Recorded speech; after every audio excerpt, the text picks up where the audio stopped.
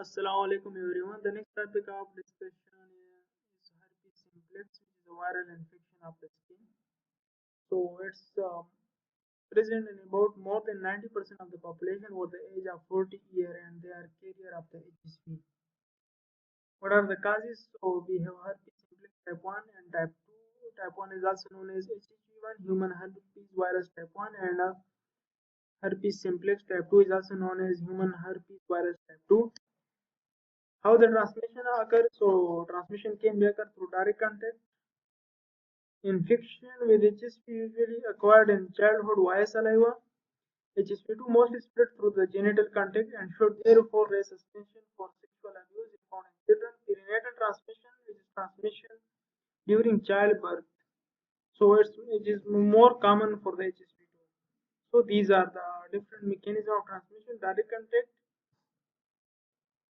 transmission during childbirth, through saliva, and through genital contact. Now we have type of infection. So one we have primary infection, and other type of infection is reactivation.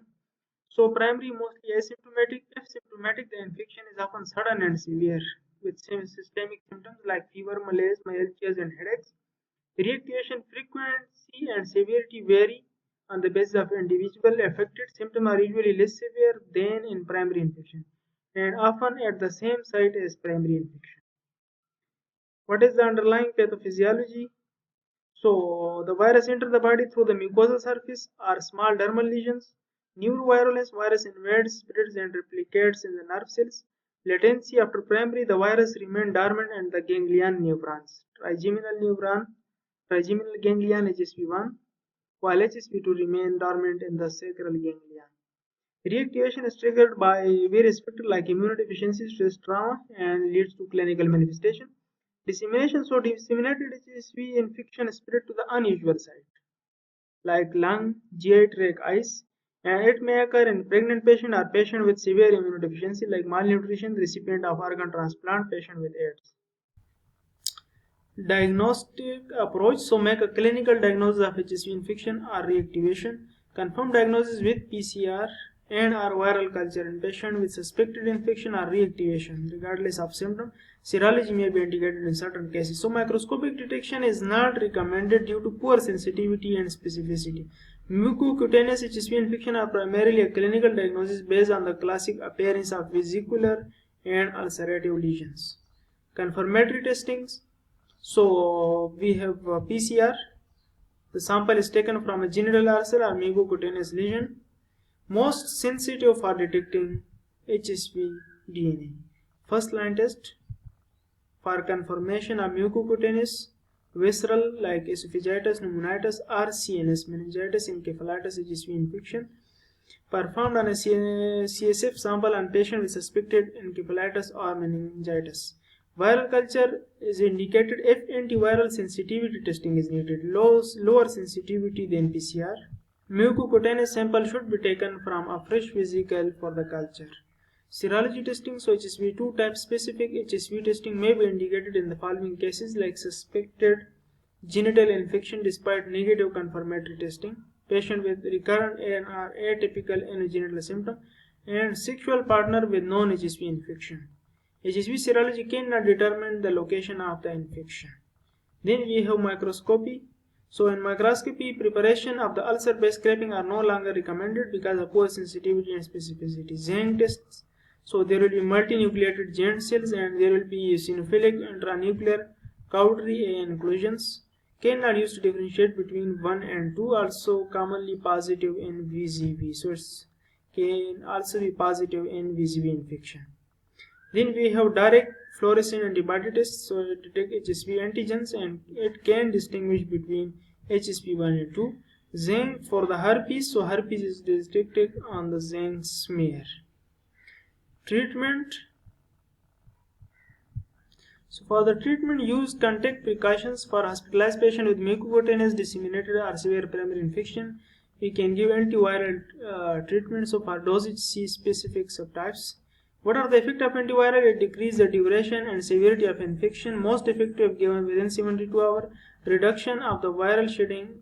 However, recurrence cannot be prevented. What are the agents used? So acyclovir, oral administration is the first line. IV can be used for severe odonophagia or dysphagia.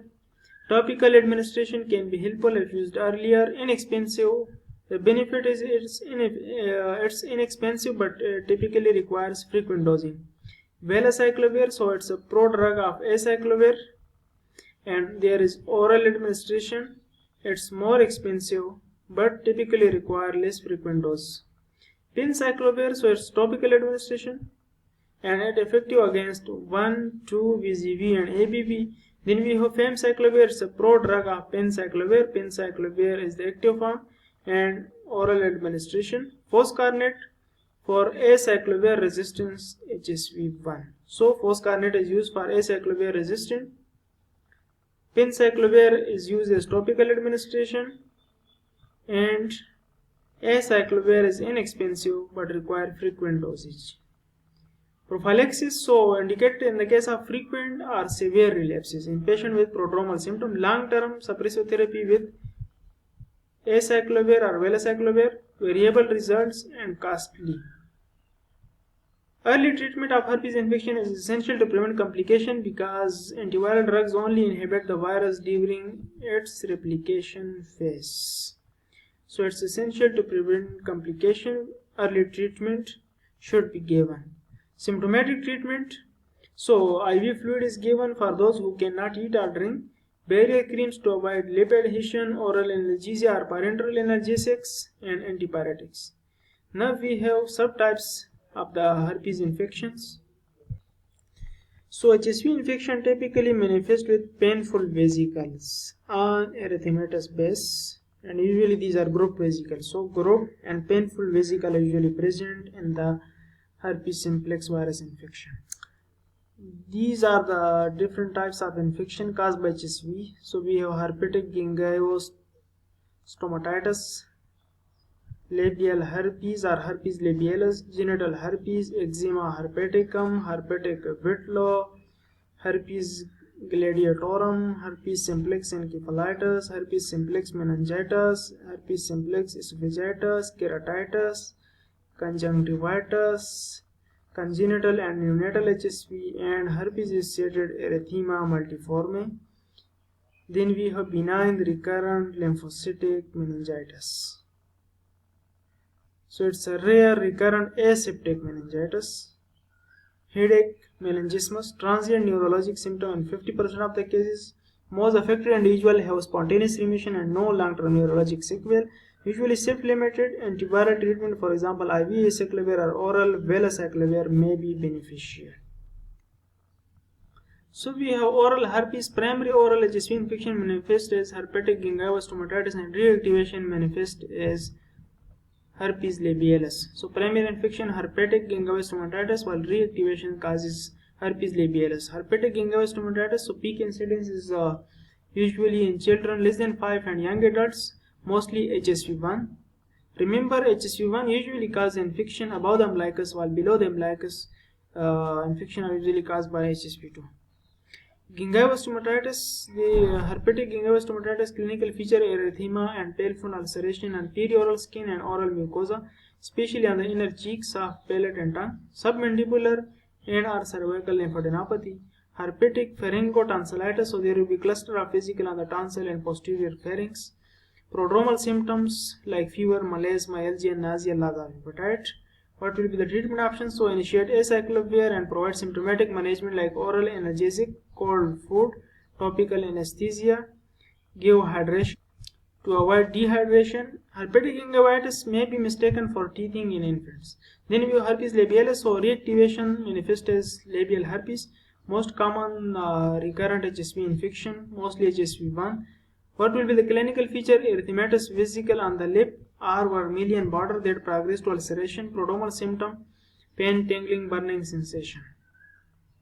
Then we have differentials. So differential can be shingle, Aphthous ulcer, herpingina, hand, foot, mouth disease, candidiasis, syphilitic chancre.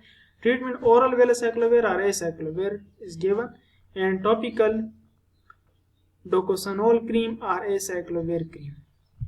So topical treatments are less effective than oral for the labial herpes. Now we have genital herpes, so it's mostly caused by HSV2, and affected individuals are often asymptomatic or have mild symptoms.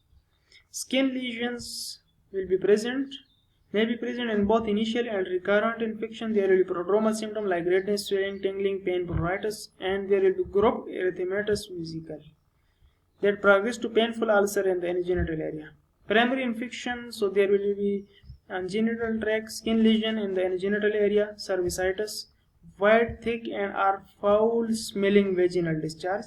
Urinary tract, there will be dysuria, urethritis, and associated symptoms like fever, headache, myalgia, malaise, tender bilateral inguinal lymphadenopathy.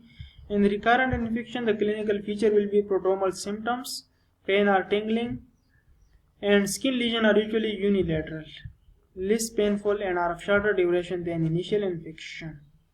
Diagnosis, so if lesions are present, make a clinical diagnosis. If lesions are absent, so obtain a type-specific HSV testing in selected cases. Treatment, so in initial infection, acyclovir or famciclovir or valacyclovir, and counsel on safer sex practice and STI prevention. Cutaneous herpes, we have eczema herpeticum caused by HSV1 or 2 and commonly associated with atopic dermatitis. There will be grouped painful umbilicated vesicles on erythematous base, most commonly located head and upper body, and there will be fever, malaise, and lymphadenopathy associated symptom. Diagnosis, initially clinical diagnosis, then confirmed with lab testing. What will be the treatment? So the first line treatment is IV acyclovir. It's a dermatological emergency, so treat promptly with IV acyclovir. Then second type of the cutaneous is herpetic whitlow, HSV1 or 2, direct contact with infected secretion through a break in the skin. Commonly affected individuals are children and healthcare workers. Incubation period 2 to 20, and clinical feature, there will be cluster of vesicle on erythematous base, pain, edema, tingling, and burning sensation, commonly a single digit in wall. Associated symptoms, so there will be regional lymphadenopathy, for example, axillary, epitrochlear, dermatomal pain will be there, and rarely fever can also be there.